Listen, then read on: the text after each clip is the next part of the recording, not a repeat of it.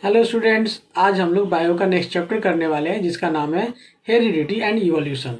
ये चैप्टर एक ही लेक्चर का है, तो आप इसे देखो, समझो। कुछ भी डाउट हो तो कमेंट सेक्शन में मुझे बताओ। आप चाहो तो मुझसे टेलीग्राम पे भी जुड़ सकते हो।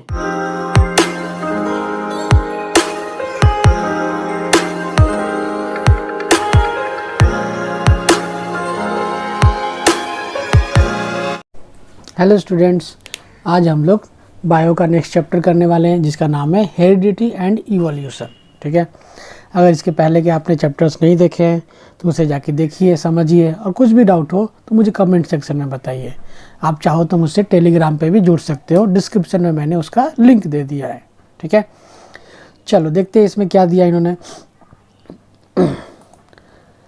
We have seen that reproductive process give rise to the new individuals that are similar but subtly different. We have discussed how some amount of variation is produced even during asexual reproduction, and the number of successful variations are maximized by the process of sexual reproduction.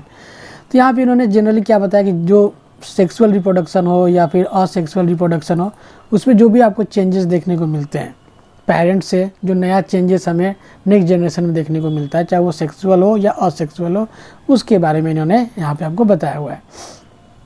If we observe a field of sugar cane we find very little variations among the individual plants, but in a number of animals including human beings which reproduce sexually quite distinct variations are visible among different individuals. तो जैसे human beings में इन्होंने बात की, तो human beings में क्या होता है कि हमें बहुत ज़्यादा डिफरेंस देखने को मिलता है। कोई भी आप नहीं देख सकते हो, यहाँ तक कि ट्विंस में भी कुछ ना कुछ आपको डिफरेंस देखने को मिल ही जाता है।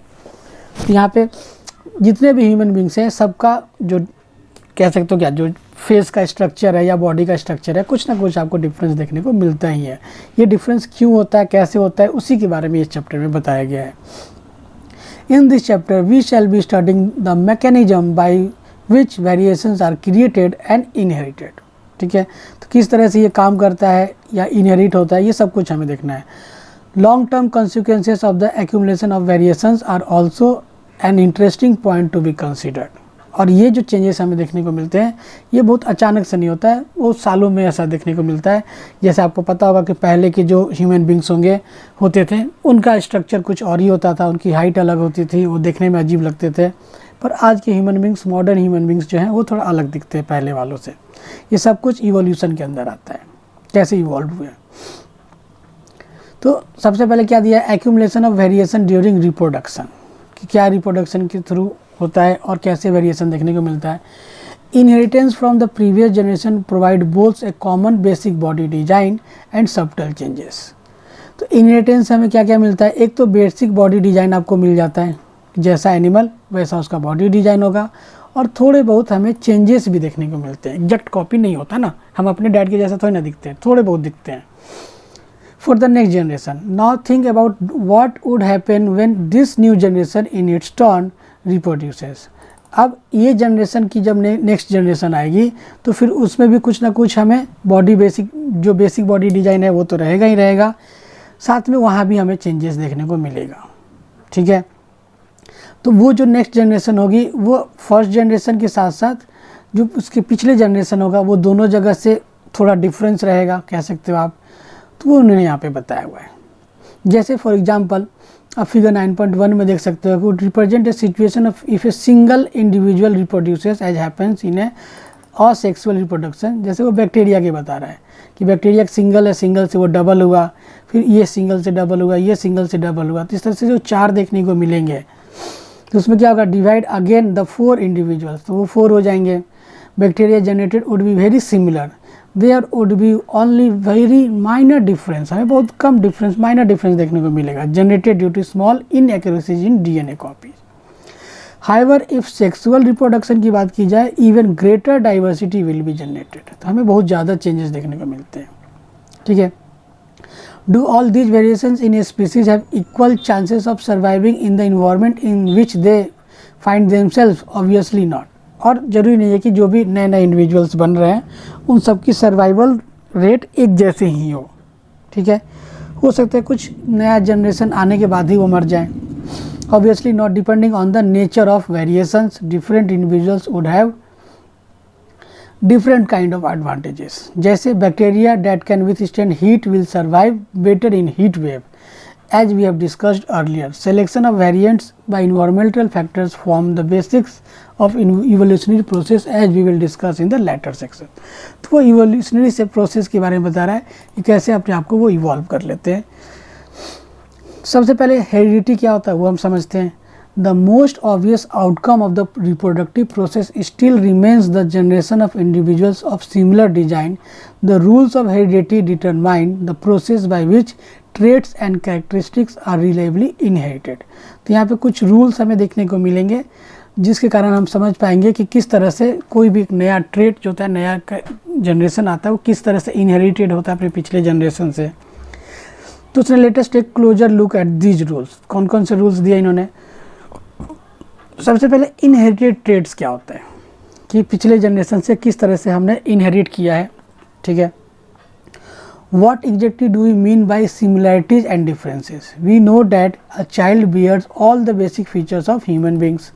However, it does not look exactly like its parents. ठीक है कि जो वो उसका बेसिक बॉडी डिजाइन होगा वो तो ह्यूमन बींग्स के ही जैसा रहेगा, लेकिन एग्जैक्टली वो पेरेंट्स के जैसा नहीं दिखेगा.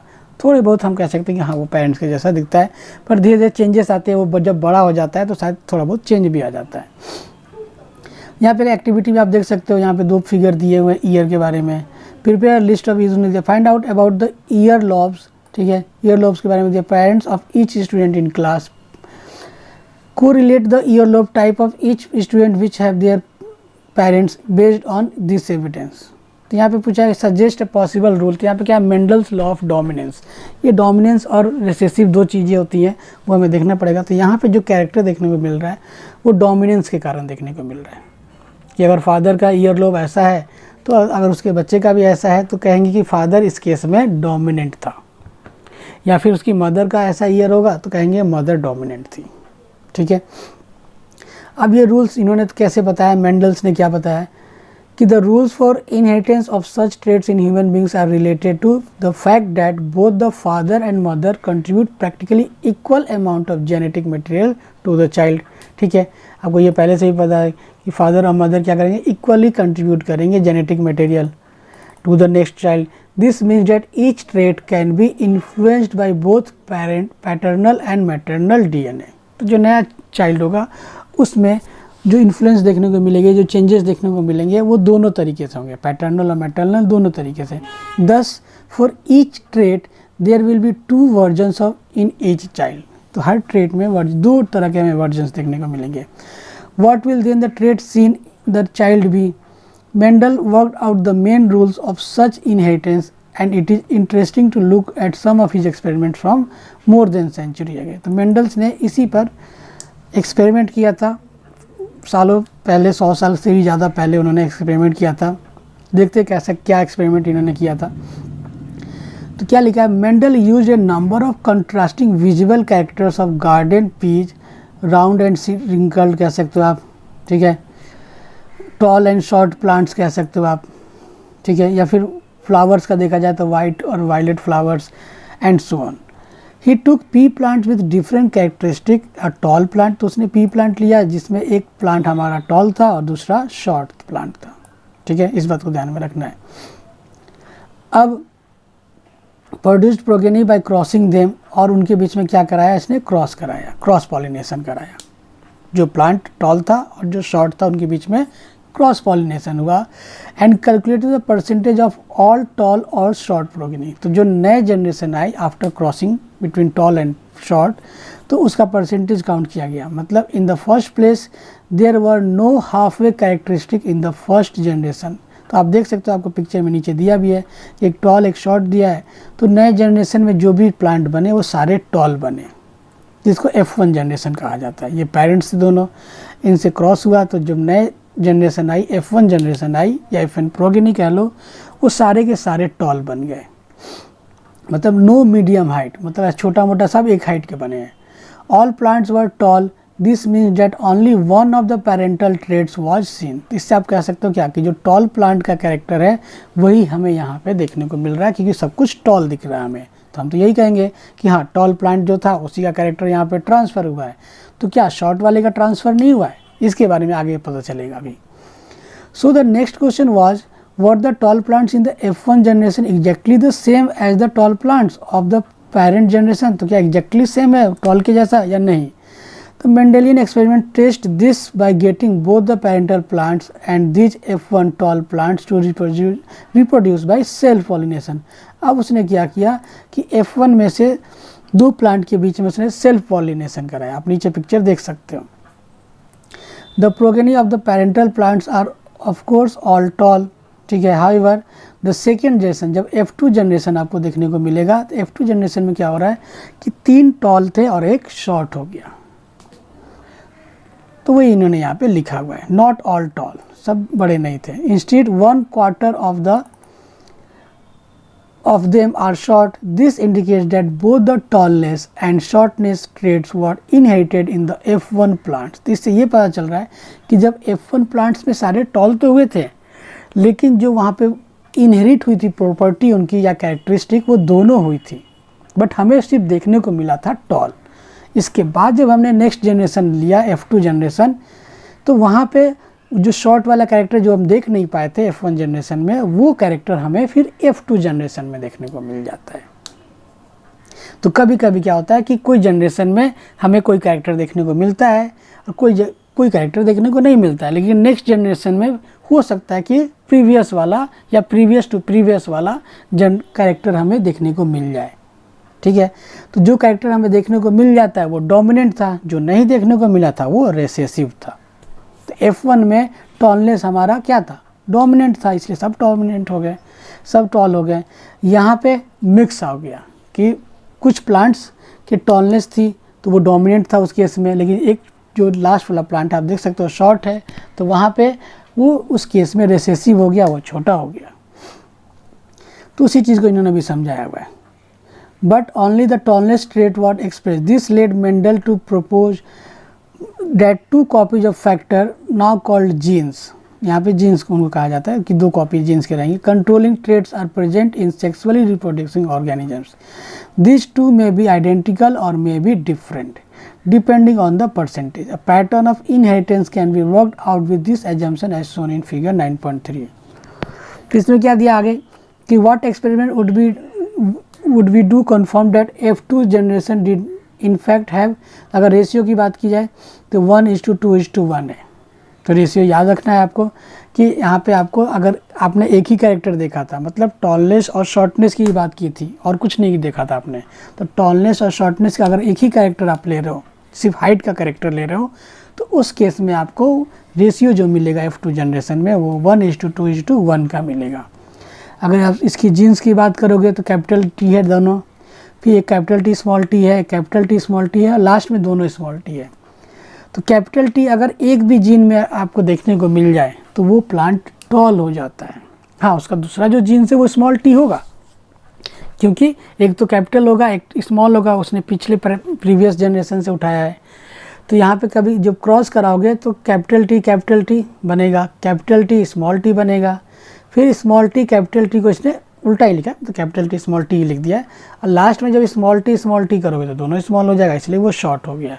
तो रेशियो आपको याद रखना है 1:2:1 का।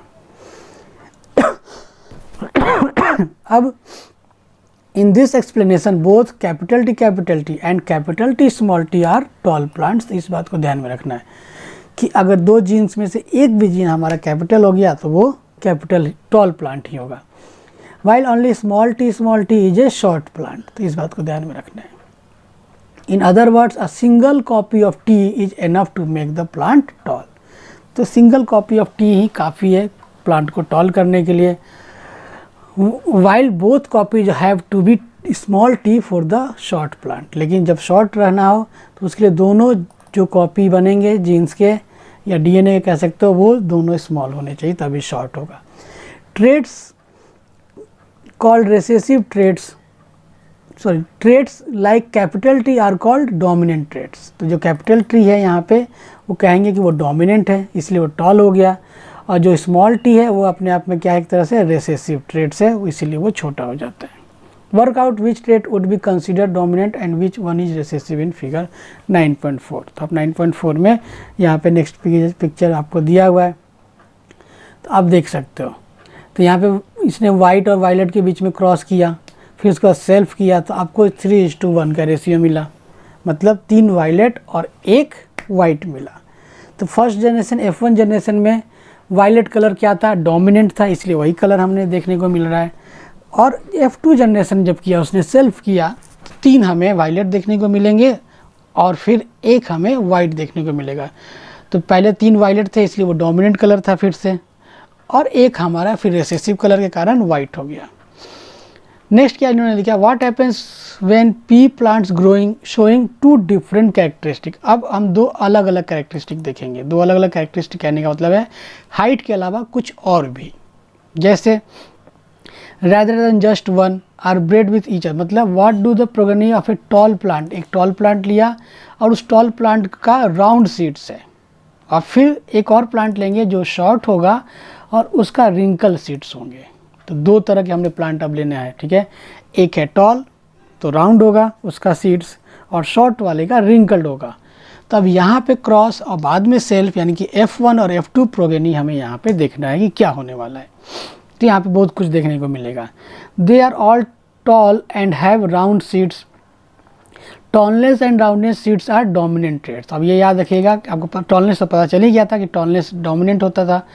दूसरा, राउंड जो होते हैं वो भी डोमिनेंट के केस में ही आते हैं, ठीक है।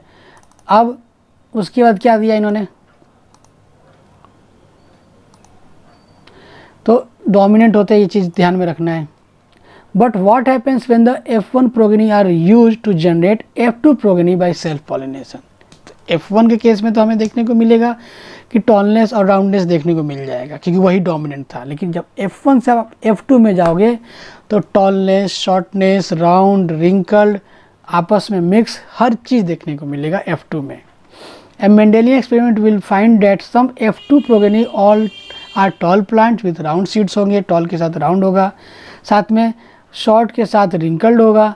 However, there would also be some F2 progeny that showed new combination। तो यहाँ पे हमें न्यू कॉम्बिनेशन भी देखने को मिलेगा। टॉल का राउंड तो देखने को मिलेगा ही, शॉर्ट का रिंकल देखने को मिलेगा ही, और कुछ न्यू कॉम्बिनेशन। न्यू कॉम्बिनेशन कहने का मतलब क्या कि आपको टॉल के साथ रिंकल दिख जाएगा, जो कि टॉल के साथ पहले राउंड था लेकिन टॉल के साथ रिंकल दिखेगा, मिक्स हो गया, और फिर शॉर्ट वाले के साथ हमें राउंड सीड्स देखने को मिल जाएंगे। तो ये 4 तरह का अलग अलग कैरेक्टर उन्होंने बताया है। You can see as to how new combination of traits are found in F2 offspring when factors controlling for seed shape and seed color recombine to form zygote leading to form F2 offspring। आप picture 9.4 में देख सकते हो क्या दिया है। तो यहाँ पे उसने वही राउंड था और रिंकल था, ये ग्रीन और येलो का उन्होंने केस बताया हुआ है कि आपको शेप के साथ कलर का कैरेक्टर देखा गया है। टॉलनेस वाला कैरेक्टर उन्होंने बस एक्सप्लेन कर दिया है। अब उसने एक नया कैरेक्टर पकड़ा है, 2 कैरेक्टर, पहला कैरेक्टर शेप का और दूसरा कैरेक्टर है कलर का। तो राउंड का ग्रीन है और रिंकल्ड का येलो है। तो राउंड के लिए कैपिटल आर, और ये ग्रीन है, तो ग्रीन है मतलब येलो नहीं है इसलिए स्मॉल वाई लिखा है। और रिंकल्ड के लिए तो स्मॉल आर होगा, और येलो है तो कैपिटल वाई होगा। तो यहाँ से जब क्रॉस कराया तो यहाँ पे जो इन्होंने मिला वो क्या मिलेगा, राउंड के साथ साथ येलो मिलेगा, ठीक है। यानी कि शेप के मामले में राउंड डोमिनेंट है यहाँ पे, और कलर के मामले में येलो डोमिनेंट है। अब इनका जब सेल्फ कराओगे तो आपको ऐसे 16 कॉम्बिनेशन मिलेंगे, जिसमें आपको येलो राउंड हो सकता है, देख सकते हो आप यहाँ पहले वाले में सब येलो सब राउंड है। फिर कुछ आपको ग्रीन और राउंड देखने को मिलेगा, और लास्ट में 4 का देखोगे तो रिंकल्ड येलो भी होगा और रिंकल्ड ग्रीन भी हो सकता है। तो इस तरह से 4 कैरेक्टर आपको देखने को मिल रहे हैं। तो इस टेबल को थोड़ा ध्यान में रखना है, इस पर क्वेश्चन पूछे जाते हैं। अब दिया है कि how do this traits get expressed, how does the mechanism of heredity work, cellular DNA is the information source for making proteins in the cell. तो जो डीएनए है वही सारा इन्फॉर्मेशन रखता है, कह सकते हो, किसके फॉर्म में, तो proteins in the cell. A section of DNA that provides information for one protein is called the gene.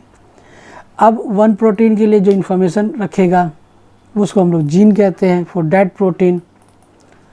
How do proteins control the characteristic that we are discussing here. अब protein कैसे control करता है characteristic को, वो हमें यहाँ पे समझना है. Let us take the example of tallness as a characteristic. We know that plants have hormones that can trigger growth. अब हमें पता है, आपने पहले ये हार्मोन्स क्या करते हैं, कुछ हार्मोन्स होते हैं जैसे जिसको ग्रोथ हार्मोन भी कहा जाता है, वो ग्रोथ के लिए रिस्पॉन्सिबल होते हैं.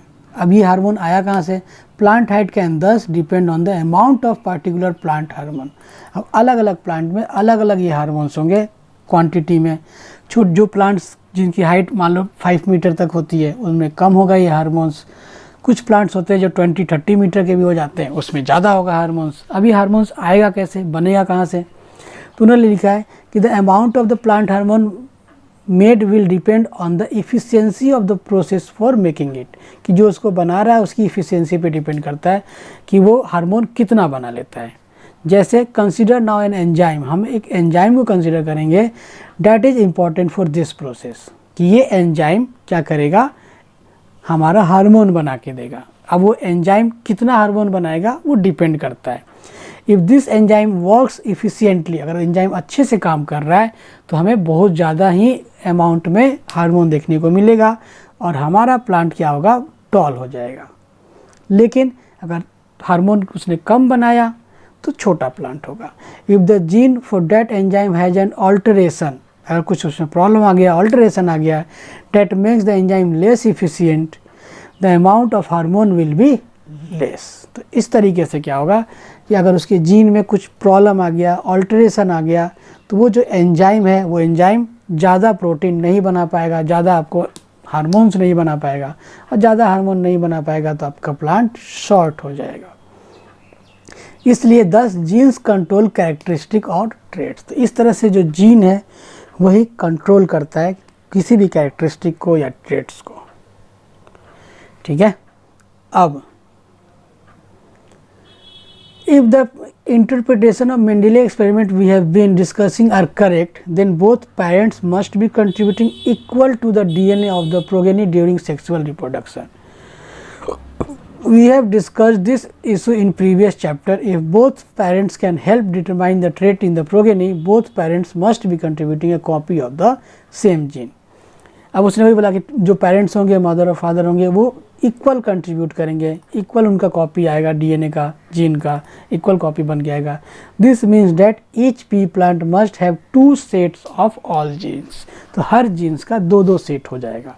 अब 1 inherited from each parent. For this mechanism to work each germ cell must have only 1 gene set. तो इसलिए हर जो जीन हो गए, जो जर्म सेल होंगे, उनके 1 सेट होगा, 1 from parent, 1 from the mother और फादर.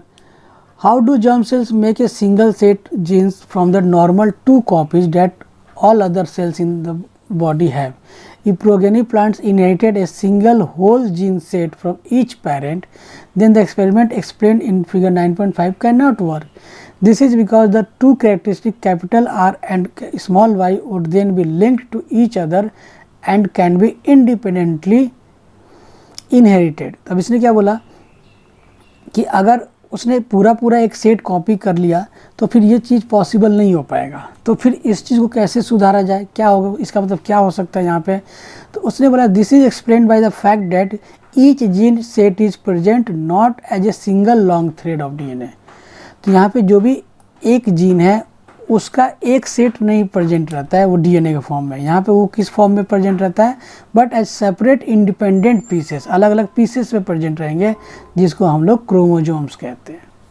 तो पूरा नहीं आता है, वो पीसेस में आते हैं, इसलिए उसका नाम क्रोमोजोम्स रखा गया. Thus each cell will have 2 copies of each chromosomes. तो हर सेल के पास 2 कॉपी होंगे से क्रोमोजोम्स के, 1 each from the mail and female parents. तो आपको पहले से ही पता होगा कि सेल के अंदर न्यूक्लियस होता है, न्यूक्लियस के अंदर जो क्रोमोजोम्स होंगे, आपने पिक्चर 9th क्लास में भी देखा होगा, वो क्रोमोजोम्स 2 होते हैं. अब वो 2 एक पेरेंट, एक मेल का होता है और एक फीमेल का होता है. One each from male and female parents. Every germ cell will take one chromosomes from each pair and these may be either maternal or paternal origin. तो इससे क्या होगा, एवरी जर्म सेल जो होगा वो एक क्रोमोजोम लेगा. अब वो एक क्रोमोजोम किसी का भी ले सकता है नया कॉपी बनाने के लिए, वो तो या तो मदर का ले सकता है या तो फादर का ले सकता है. When two germ cells combine, they will restore the normal number. तो यहाँ पे दो सेल हैं, तो एक सेल से मान लो उसने मदर का लिया, तो दूसरे सेल से हो सकता है फादर का ले ले. तो ये चीज़ आपको नेक्स्ट नीचे पता चल जाएगा. When two germ cells combine, they will restore to the normal number of chromosomes. इस तरह से नॉर्मल क्रोमोजोम्स का जो नंबरिंग है वो भी गड़बड़ाती नहीं है, सेम रह जाती है. Ensuring the stability of the DNA of the species. Such a mechanism of inheritance explains the result of the Mendel experiments and is used by all sexual reproducing organisms. तो इससे सारे sexually reproducing organisms में ये follow होता है. But all sexually reproducing organisms also follow similar rules of inheritance. Can we work out how their inheritance might work? तो हाँ, देखते हैं अब ये जो मैं बताने वाला था कि सेक्स डिटर्मिनेशन में कि कैसे वो कॉपी करते हैं. We have discussed that idea that the two sexes participating in sexual reproduction must be somewhat different from each other from a number of reasons. How is the sex of newborn individual determined? Different species use very different strategies for this. Some rely entirely on environmental cues. Thus, in some animals like few reptiles, जिसे reptiles होते हैं, the temperature at which fertilized eggs are kept determines whether the animals developing in the eggs will be male or female. तो कुछ reptiles होते हैं वो temperature के according develop कर लेते हैं कि अंदर से जो एग के से निकलेगा वो मेल है या फीमेल है. In other animals such as snails individuals can change sex indicating that sex is not genetically determined. ये भी चीज़ है. However in human beings the sex of the individual is largely genetically determined. लेकिन human beings में वो important है. In other words, the genes inherited from our parents decide whether we will be boys or girls. But so far we have assumed that similar gene sets are inherited from both parents. If that is the case, how can genetic inheritance determine sex? तो अब कैसे होता है कि अगर same ही आते हैं तो फिर ये चेंज कैसे होता है. तो इन्होंने बोला है कि the explanation lies in fact that all human chromosomes are not paired. Most human chromosomes have a maternal and a paternal copy and we have 22 such pairs. But one pair called sex chromosomes is odd in not always being a perfect pair. तो 22 pairs जो रहते हैं वो तो normal होते हैं, लेकिन जो लास्ट पेयर होता है वो ऑड में होते हैं. मतलब women have a perfect pair. Women में आपका परफेक्ट पेयर रहता है, तो उसमें 23 का 23 हमारा नॉर्मल रहता है. But men have a mismatched pair in which one is normal size, जिसको इन्होंने x एक बड़ी साइज की होती है क्रोमोजोम्स, वो x कहा इन्होंने, और एक जो क्रोमोजोम्स होता है वो छोटा होता है, शॉर्ट होता है, उसको इन्होंने y से नाम दे दिया. अब उसके बाद क्या दिया इन्होंने, सो वीमेन आर, इसलिए वीमेंस के पास जो दोनों क्रोमोजोम्स होंगे वो डबल x होगा, लेकिन मेन के पास जो वो लास्ट क्रोमोजोम्स होंगे वो x और y होंगे, उसके पास दोनों प्रेजेंट रहता है. Now can we work out that inheritance pattern X and Y. आप यहाँ पे पिक्चर में देख सकते हो कि आपका मेल है एक्स और वाई, तो इसके गैमेट्स एक्स और वाई कोई भी हो सकते हैं, लेकिन फीमेल के पास तो एक ही होगा, वो एक्स ही रहेगा, चाहे वो कोई भी हो तो एक्स ही रहेगा. अब इसका अगर एक्स और एक्स मिक्स होता है तो डबल एक्स बनेगा, और अगर एक्स और वाई मिक्स होता है तो एक्स वाई बनेगा. तो इस तरह से फीमेल और मेल बनते हैं. Half the children will be the boys and half will be girls. All children will inherit an X chromosome from their mother regardless of whether they are boys or girls. Thus the sex of the children will be determined by what they inherit from the father. तो mail है या female है वो सब कुछ father पे depend करता है, क्योंकि मदर के पास तो एक्स ही क्रोमोजोम्स हैं. A child who inherits X chromosomes from father will be a girl and one who inherits Y chromosomes will be a boy.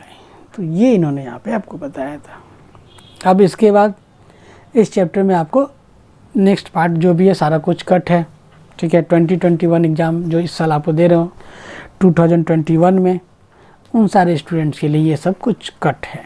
इसके बाद सब कुछ कट है, बस इतना ही इस चैप्टर में आपको पढ़ना है.